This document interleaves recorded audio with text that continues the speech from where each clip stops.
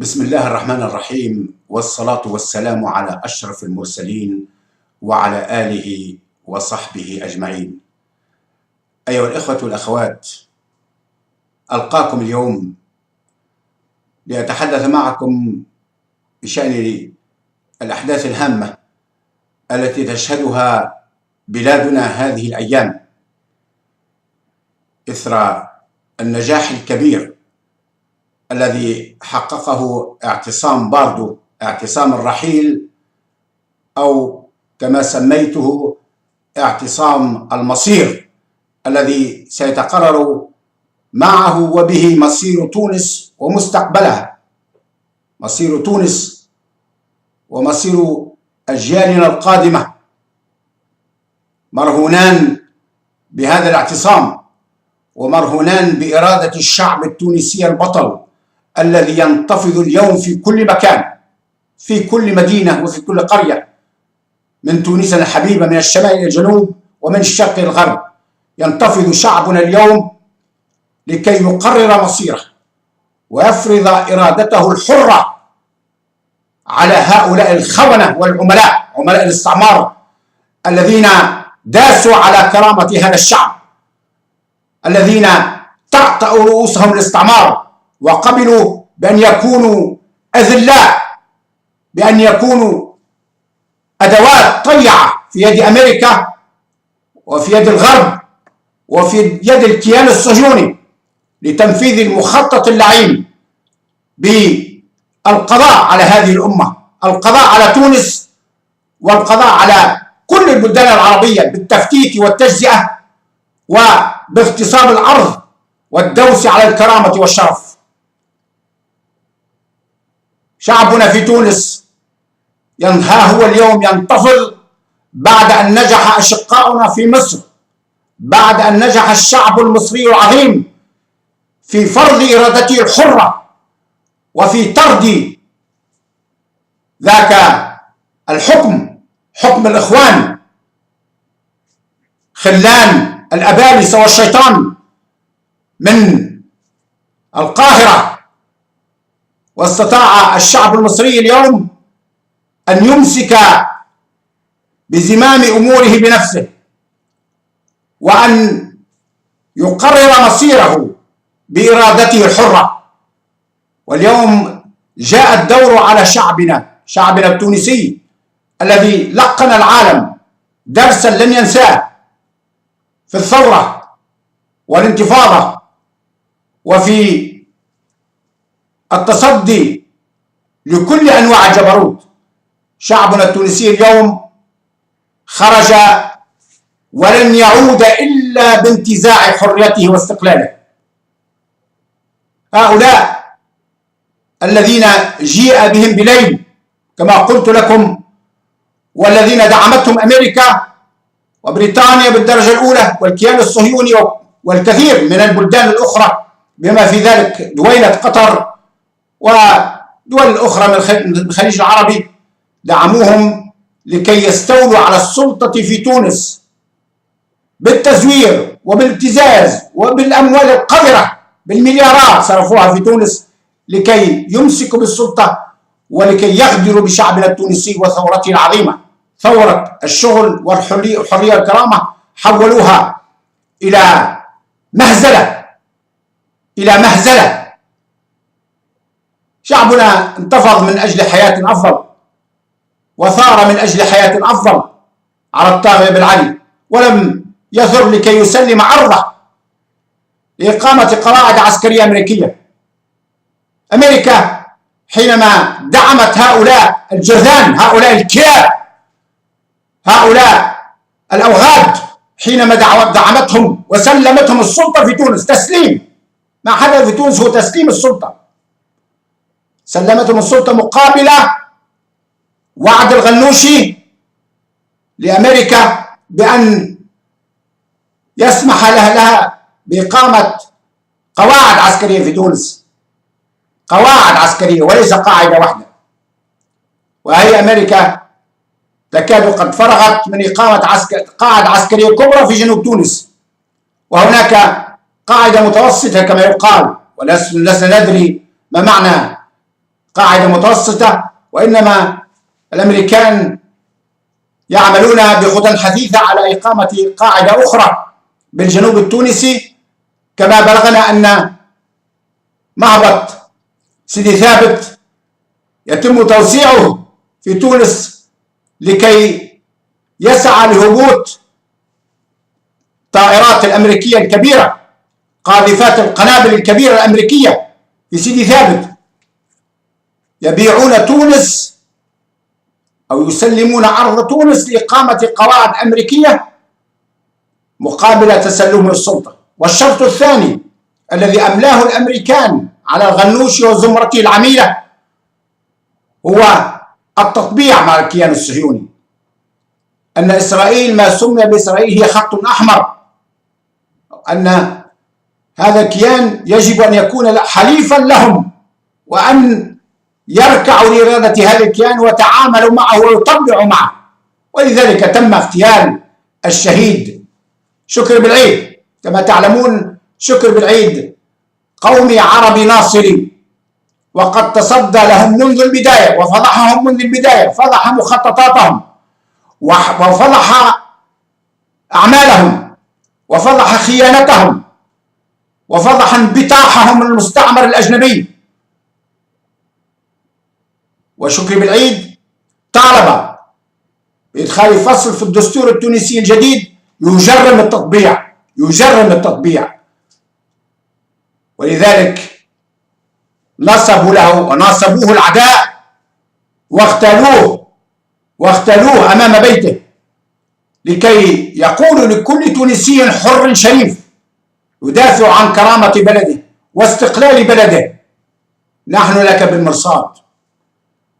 واغتيال محمد إبراهيمي يندرج في نفس السياق، فهو أيضا قومي عربي ناصري وتونسي وطني حر، ويأبى أن يركع للمستعمر، ويأبى أن يسلم أرض بلاده هدية للأمريكان أو لغيرهم من الطغاة والمتجبرين. قتلوه أمام بيته أيضا وأمام أطفاله، وهم مستمرون في التهديد.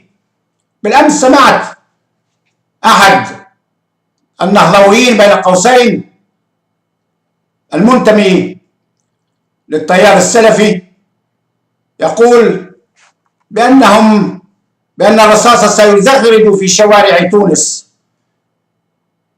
إن لم ينحني الشعب التونسي ويرضخ لإرادة الثالوث العميل ويقبل بشرعية تزوير الانتخابات. بكل وقاحة يهددوننا بالقتل بزغرادة الرصاص في شوارع تونس. وأنا أقول لهؤلاء البلهاء الذين لا يعرفون تونس جيدا، والذين فاتهم الكثير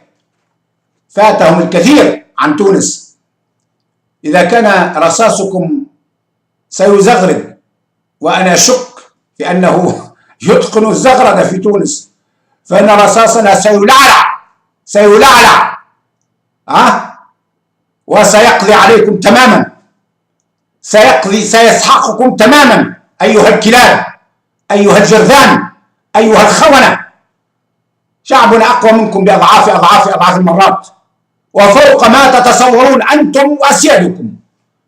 سنسحقكم سحقا من وجه الأرض، سنفنيكم فناء من وجه الأرض أيها الجبناء، أيها الخونة، أيها الكلاب. تبا لكم وسحقا، تهددون شعبنا بالرصاص. والله لنسحقنكم سحقا من وجه الأرض، والله لنقضين عليكم تماما من وجه الأرض. تهددون هذا الشعب العظيم الذي أخرج الاستعمار الفرنسي من بلاده وناضل وكافح وقدم خيرة رجاله وشبابه، وهو لا يملك سوى قلة قليلة من البنادق، كانت معظمها من بنادق الصيد أو البنادق التي غنمها من الألمان في الحرب العالمية الثانية. واليوم شعبنا يملك من الأسلحة المتطورة ومن الآليات ما يمكنه أن يقضي عليكم في 48 ساعة، في 48 ساعة حتى تفهموا ذلك. ونحن لحد الآن كما قلت لكم لم نستخدم كل الأسلحة.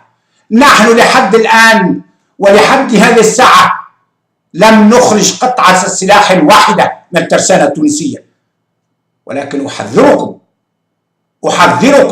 إن أطلقتم رصاصة واحدة على المعتصمين أو على المسيرات فالويل لكم، الويل لكم، لأننا سنخرج لكم ما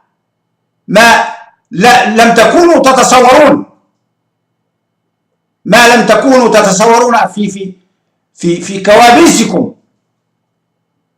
شعبنا مستعد لهذه المعركة وحضرها جيدا منذ أن دخلتم إلى أرضنا، منذ أدخلكم الاستعمار كحصان طروادة إلى تونس، ونحن نحضر لهذه المعركة لأننا عارفين كل شيء. أنا عارفين المخطط متاعكم، وعارفين علاقاتكم بأمريكا، وعارفين علاقاتكم ببريطانيا، وعلاقاتكم بكثير من الدول الغربية ودول الخليج، وما فعلت قطر، وكل الخزعبلات والخيانات بتاعكم عارفينها، عارفين كل شيء عنكم. لا تتوقعوا أننا كنا بغافلين، نحن كنا نرصد كل حركاتكم، وليس منذ اليوم، ليس منذ اليوم ومنذ أمس، وإنما حتى قبل أن تطأ أقدامكم قدر أرض تونس كنا نرصدكم في كل مكان، في كل مكان، ونعرف تحركاتكم ومؤامراتكم ومخططاتكم وبالوثائق. أنتم تهددوننا الآن. نحن صبرنا عليكم كثيرا، ولكن عيل صبرنا، وكنا نراهن أن تثوبوا يوما إلى رشدكم، ولكنكم أناس تتبعتم على الخيانة، تتبعتم على النكران الجميل لهذا البلد، هذا البلد المعطاء، هذا البلد الكريم الذي كان دوما يحب أبنائه ويعطف عليهم، كان دوما بلد سخي تجاه أبنائه، ربانا على السماحة، ربانا على المحبة، ربانا على الود، ربانا على الأخلاق الحميدة، ربانا على الوفاء، ربانا على الإخلاص. ولم يكن هذا البلد يتوقع يوما أن يخرج منا من يخونه ومن يبيعه بأبخس الأثمان للمستعمر الأجنبي والمستكبر الأجنبي مهما كان. بلدنا بلد حر شريف، بلد لا يركع إلا لخالقه. تونس لا تركع إلا لبارئها وخالق السماوات والأرض وما بينهما، وأبدا. وخذوها هذه كلمة أخيرة منا، نحن الآن ومن هنا إلى يوم العيد، إلى يومين أو 3، إما أن تخرجوا بسلام، وإما فإن المعركة بيننا ستحسم في الشارع. نعم، ستحسم في الشارع. وإياكم ثم إياكم، إياكم ثم إياكم أن تعترضوا سبيل أي متظاهر أو متظاهرة. إياكم ثم إياكم أن تلقوا حجرا، ليس رصاصا، حجرا على أي معتصم. أحذركم وأقول لكم، وأقسم بالله العظيم، أقسم بالله العظيم رب السماوات والأرض، لو تطلقون رصاصة واحدة على أي متظاهر سنطلق عليكم الحمم، سنطلق عليكم الحمم ونقضي عليكم وعن بكرة أبيكم. وأكررها مرة أخرى أيها الجبناء، لو مسستم شعرة واحدة من أبنائنا وبناتنا فالويل والثبور لكم، فالويل والثبور لكم، ونحن قادمون. نعم قادمون. هناك في تونس رجال أبطال يحملون السلاح، نعم يحملون السلاح، وهذا السر أذيعه اليوم لكي تعلموا أن لنا جيشا ليس فقط جيشنا الوطني البطل، وإنما الجيش من الأبطال الشرفاء، من الكوماندوز، من أرقى التدريبات العسكرية التي تحلمون بها. سيخرج عليكم هذا الجيش الذي كان يخيف أناسا قبلكم، ولا أريد أن أتحدث عن هذا اليوم. سيخرج عليكم هذا الجيش من تحت الأرض ومن حيث لا تحتسبون، ليقضي عليكم ويرمي بكم في مزبلة التاريخ ومجاهل الجغرافيا إلى غير رجعة. أحذركم للمرة الأخيرة: لا تعترضوا سبيلنا ولا تقفوا في وجه الإرادة الشعبية، لأن إرادة الشعب فوق أي شرعية، والشرعية التي لا تستند إلى إرادة الشعب ليست بالشرعية. أنتم سطوتم على الثورة، أنتم سرقتم الثورة ولم تشاركوا فيها على الإطلاق. هذه ثورة شعبنا قام بها شعبنا الأبي، لم يطالب بالأخونة، ولم يطالب ببيع عرضه وكرامته، ولم يطالب بقواعد عسكرية في تونس، ولم يطالب بنموذج حياة جديد تفرضونها على شعبنا. تريدون إعادة إلى القرون الوسطى؟ لا أبدا، لن نرضى بهذا. تونس خرجت من عنق الزجاجة من زمان، تحررت في 56، نالت استقلالها. نعم، لعبت فرنسا دورا كبيرا في محاولة القضاء على الهوية العربية الإسلامية للشعب التونسي، يعني قايضت استقلالنا بانتزاع جزء من هويتنا، ولكن شعبنا لم يرضى بهذا واسترد هويته وحافظ على هويته العربية الإسلامية إلى يومنا هذا. هكذا شعبنا نال استقلاله ونال هويته العربية، استعادها من فرنسا. لم يتم تغريبنا نحن، حتى ولو هناك بعض الذين تغربوا وتنكروا للغتهم العربية، وأحيانا حتى لكن الأغلبية الساحقة 99% من الشعب التونسي بقوا محافظين على هويتهم العربية الإسلامية وعلى دينهم وعلى لغتهم، وغيورين على هذه الهوية. لم تستطع فرنسا، حاولت معنا لكنها لم تنجح. وأنتم أمريكا الآن تقاوضنا الهوية مقابل التبعية، يعني تريد أن ترد لنا كأنها ستدخل لنا الإسلام من جديد، كأننا نحن فقدنا الإسلام وفقدنا اللغة العربية، وتريد أن تدخل لنا الإسلام، أي تعيد لنا الهوية العربية الإسلامية. يعني مش الهوية الصحيحة، وإنما هوية متأسلمة، إسلام جديد. أمريكا صارت تبشرنا بإسلام جديد في أرضنا، نحن المسلمون بالفطرة والطبيعة منذ 1400 سنة.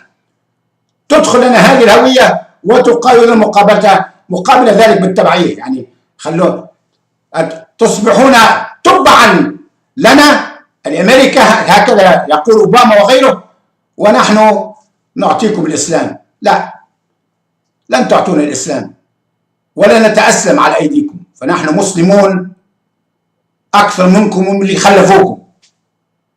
وهؤلاء الذين أدخلتموهم على مشايخ الخيانة إلى تونس لا يمثلون الإسلام في شيء. أقول لأمريكا أخيرا وللسفير الأمريكي الذي يبذل جهود بين ظفرين لمحاولة الإبقاء على الثالوث العامل في تونس، أقول له مصمص. وإذا لم تفهم هذه الكلمة اسأل أعوانك. يا مستر جاكوب واليس، مصمص أو مضمض، انتهى. Rien ne va plus en Tunisie. Rien ne va plus en Tunisie. انتهى. يجب الآن أن تعترفوا بأن شعبنا التونسي سيقرر مصيره بنفسه، وتقرير المصير بند من بنود الأمم المتحدة.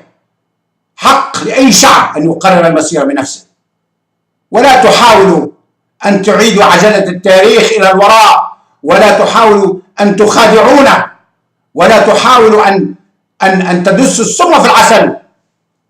نحن نعرف جيدا، لقد فعلتم هذا مع بن علي سابقا بن علي لا يختلف عن الغنوشي، قد يختلف عليه في شيء، وهو رغم أنه كان عميل لكن عميل في النهاية ليس بهذه الدرجة. يعني حتى العمالة فيها، يعني في مثل في تونس يقول حتى في الهم عندك ما تختار، في الهم عندك ما تختار.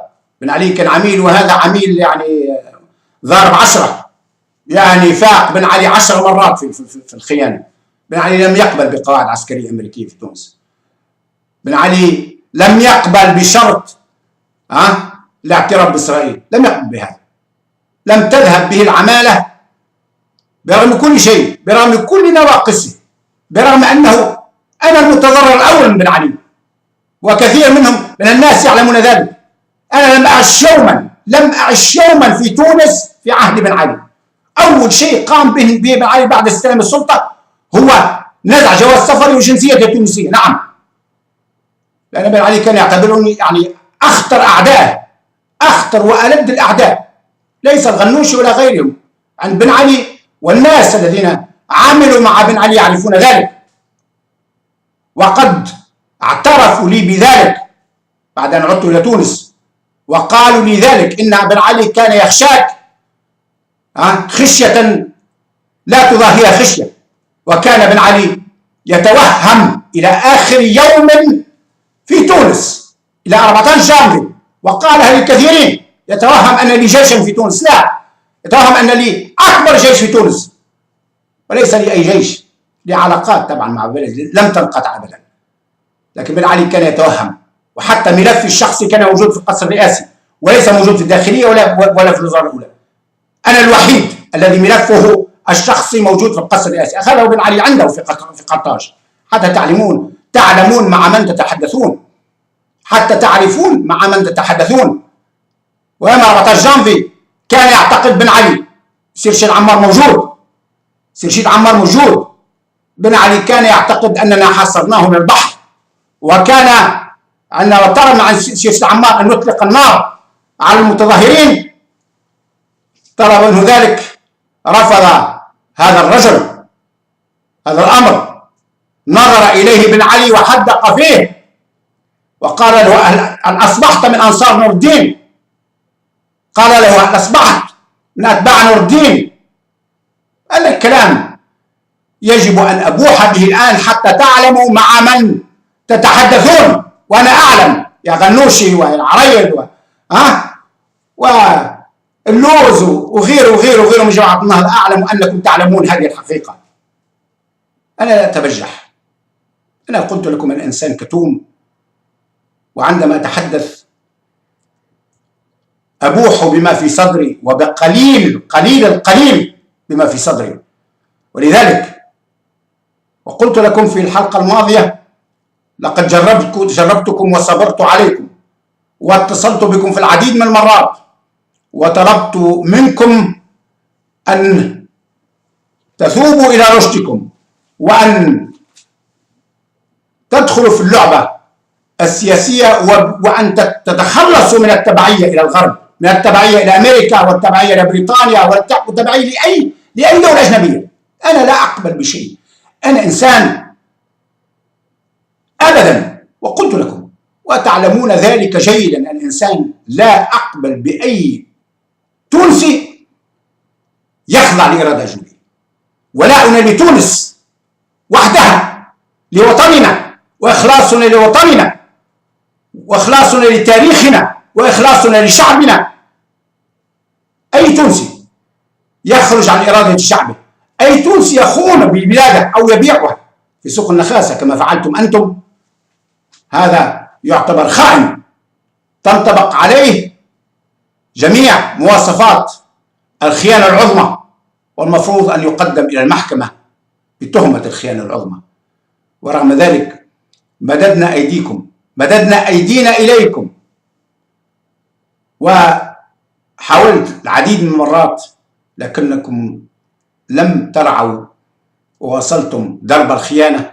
والآن تريدون أن تطغوا، وتريدون أن تدوسوا على هذا الشعب، وتريدون أن تخيفونا برصاصكم الذي يزغرد. سوف ترون ما يحدث لكم بعد يومين أو ثلاثة. سوف ترون يوما تشخص فيه الأبصار، تشخص فيه الأبصار. فلذلك أقول لكم وأحذركم: لا تلقوا حجرا واحد على أي متظاهر أو متظاهرة، ولا تقربوا ساحتهم. ثم إني أطالب جميع الثوار الأحرار، أطالب الحرائر تونس وأحرار تونس ألا يتركوا ساحة القصبة لهؤلاء الأغارب. ساحة القصبة هي رمز الثورة التونسية، نعم، رمز من يمسك بالقصبة يمسك الثورة. أنا تعلمت عندما تركتم هؤلاء الأوباش يجتمعون في القصبة رمز الثورة التونسية، بينما أنتم في ساحة بارلو. أعلم أنكم جئتم أمام المجلس التأسيسي للضغط على المجلس التأسيسي، ولكن تركتم الرأس في القصبة وذهبتم إلى المجلس التأسيسي. القصبة أولا هي رمز الثورة التونسية، ونحن الذين فجروا هذه الثورة التونسية، وليس هؤلاء الذين جاءوا على الطائرات البوينغ الأمريكية وجاءت بهم أمريكا لغزو تونس السطو على الثورة. نحن الذين فجرنا هذه الثورة، ونحن ورثة هذه الثورة واستمرار هذه الثورة. ولذلك يجب أن يعود الجمع إلى ساحة القصبة القريبة من المدينة، لأن شعبكم هناك موجود في القصبة والمدينة والأسواق وباب جديد وباب منارة وباب سويقة. المناطق هذه كلها مناطقنا، من هناك خرجت الثورة التونسية. يجب أن تعودوا إلى هناك، إلى ساحة القصبة. اعتصام القصبة 1 واعتصام القصبة 2 يجب أن يستمر، وأنا أدعو شباب اعتصام القصبة أن يعود إلى القصبة، يحتل القصبة، يعتصم في القصبة إلى يسقط هذا النظام، إلى أن يسقط هذا النظام، وأن تتحرر تونس من نظام العمالة والبهتان. إخوتي أخواتي، أشد على أيديكم وأقول لكم: تونس سوف تنتصر، تونس سوف تنتصر، وإن ينصركم الله فلا غالب لكم. والسلام عليكم ورحمة الله وبركاته.